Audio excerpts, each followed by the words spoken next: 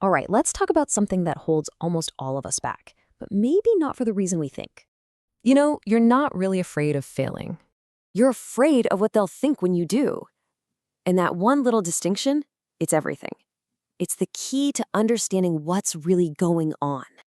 Okay, so let's dig into that. We throw around the term fear of failure all the time, right? But what we're actually talking about, well, it's something way deeper, way more personal. And this really breaks it down. Look, failure. Failure is just an event, an outcome. You try something, it doesn't work out. The story in your head is, I made a mistake. Simple. But rejection, oh, that feels completely different. That feels like a judgment about you. It's not, I made a mistake, it's, I am the mistake. So why does that sting so much more? Why does rejection just hit different? Well, this is where it gets really, really interesting.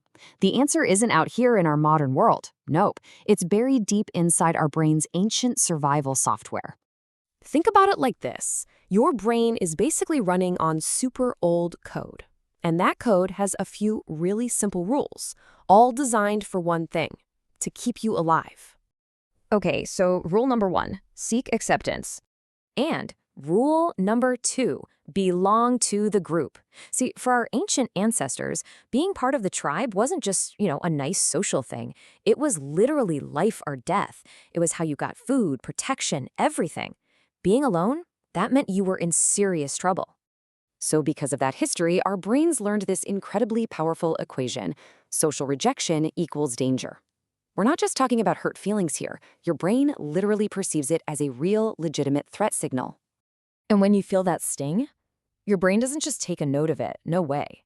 It hits the big red panic button. It triggers the exact same ancient alarm system that would go off if you saw, like, a predator in the bushes. So let that sink in. To that old part of your brain, being ignored at work or left out by friends, it isn't just an awkward moment. It feels like a genuine life or death threat to your survival. Okay, so that's the theory. But how does this ancient programming mess with us in our everyday modern lives? Let's take a super common example, something I bet you've been through. Picture this. You're sitting in a meeting. You've got an idea. Maybe it's a good one. Maybe it's a great one. But you stay quiet. Why? What's really going on there? Now, if you really stop and think about it, the fear isn't that your idea is wrong, is it? I mean, a wrong idea is just data. It's a tiny failure, an event, no big deal. The real fear, the one that grips you in your gut, is what happens after you speak. It's the fear of saying your piece and getting nothing but crickets. Just total silence. That feeling of being completely invisible. Or maybe even worse than that, right? The fear that people will think your idea is dumb and they'll sort of push you to the side, that they'll exclude you from the in-group. That's the rejection your ancient brain is trying to save you from at all costs. So here's the part most people miss.